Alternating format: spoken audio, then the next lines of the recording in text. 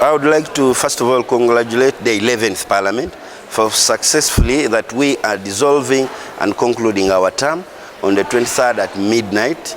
That I must say congratulations. And I would like also to congratulate the 12th Parliament that is coming in. However, we've had difficulties, we've had challenges. We have had challenges that this Parliament has been exposed. It has been at the epitome of corruption. It has been to epitome of injustice. It has been the epitome of all kind of injustice between the presiding officer and the legislators as members of Parliament. Though we have passed so many bills, which is a credit, that's our legislative mandate, but we have also had, this Parliament has been painted. We had an exhibition which actually went very, very extra mile. So we are cautioned. We have been left with a very bad name, but we hope that during that walk of our execution, irrespective of those challenges, we have done what we could. So I call upon the 12th Parliament to learn from this Parliament. This is the first Parliament where outgoing presiding officer is actually under investigation. This is the first Parliament where a presiding officer emerges a lot of wealth within a short time of period. This is a Parliament where a presiding officer is enclosed by a few members that have been helping her to make decisions in Parliament. So there's a lot of impunity, and I want to tell you, if you give an opportunity, every member of the 11th Parliament says something that may take your whole day. How has been the speakership? Well, for those that have enjoyed, for those that have been close, have enjoyed outside the legislative mandate. As a presiding officer, she has presided over to pass the bills, which is within our rules, and that we would like to congratulate that she did chair the House in accordance with the rules. But when you come to the public opinion, it's been a challenging period. But as an individual, so she has enjoyed, because she has emerged a lot of wealth up to the last minute, where she has alleged that she must have fully participated in promoting corruption. Yet Parliament, as a legislative arm, must be exemplary and it must be a center of justice. And finally, well, the relationship, if you would rate it in terms of accessibility. Well, to those that have been having a chance, those members that had a chance, they have been able, like a few, which are not more than 100 in this house, we are about 500 something. So those few that have been enclosed around her, they have been accessing. But to those that have not been, you would still access when she's chairing or when there is pregnant. So in a nutshell, when he's doing the line of the work, she has done to that. But to a relationship that has been selective to just a few of them. Thank you so much, sir. Kalwanga.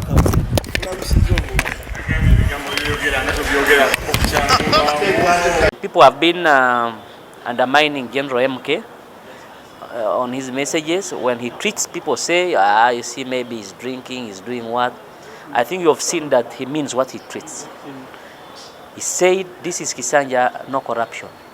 And you have seen it is Kisanja, no corruption. It is not easy for somebody to come out and say we are getting rid of what is killing our country.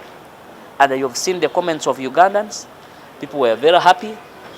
They have commented very well, and that is what we are in for as PLU. Where do you think was the problem? Problem of this parliament was leadership. There was a clique that had teamed up to keep speaker, and that made her feel so powerful to an extent that other members were ignored. You may be even having an idea, but then how to raise the idea will be a problem. And we said it is a question of time, and the right time has come. So we are here to usher in our new speaker, Honorable Obosobos. You know, he's a diplomat, and we know he's going to put this parliament right. Okay. And being a patriotic, one of the patriotic members, because he subscribed to PLU, we know what our principal wants, and we shall stand by what he wants, and we shall drive this country very far. Okay. But as a member who was at fault, I'm inspired that he was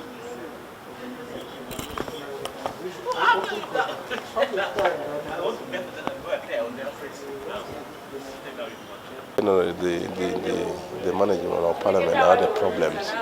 And you know, as the ruling party, they had their tradition where every speaker has to do 2 terms, the deputy 2 terms, and it graduates to. But you know, our colleagues, of course, you know, definitely this chance for them, the chance for them to do their 2nd term is not going to be there. And this is a vote of no confidence, which is very unfortunate in my opinion. And unfortunately, these are very young people who probably are starting their political career. They were doing their 2nd term in 11 parliament. They are just basically starting their political career. So it is sad for it to end like that. But I think this is a learning opportunity for all of us as legislators, not only the leaders and the legislators. Because, of course, my personal feeling that the way those members of parliament who are not conducting themselves well, especially their lifestyle around the leadership. I did not really expect that. I was very surprised of that kind of lifestyle. So the new leaders, or the leaders of tribal parliament, I hope they will address that kind of behavior and they will give the institution the name that the institution deserves. Yeah. Saying that it was a clique, that you probably already speakers from them, and took them to an island where other members could not access them. Exactly. What was happening was really very unfortunate. There are a few people who do, you know, whose voice mattered actually, even on the floor of parliament. You would see that sometimes you would know the presiding officer would want to hear particular voices in debate. And this group, you clouded their reasoning and their thinking. And they were not really out there for the all the members of parliament and for the country. No. They ended up trying to be, owned by this group, which eventually led into this kind of thing. So I feel it was not good, and I think it is something which the new leaders should learn from. And finally, on the committees, colleagues who have been there in the 10th Parliament, they did brief us how the committees used to work. Committees would have their own resources allocated to them. The committees would sit and budget how the resources are going to be used. If there are trips, benchmarking trips, they would agree who are the people who will go, how many people will be taken per trips. And the trips were for purposes of benchmarking, going to do out something that you bring here and help the country. But unfortunately, the trips in this 11 parliament have been just for the sake. My first trip in 11 parliament was to go for the expo, Dubai Expo. I participated in that trip. When I reached there, I started asking my clerk, my staff, when are we going to go for the activities?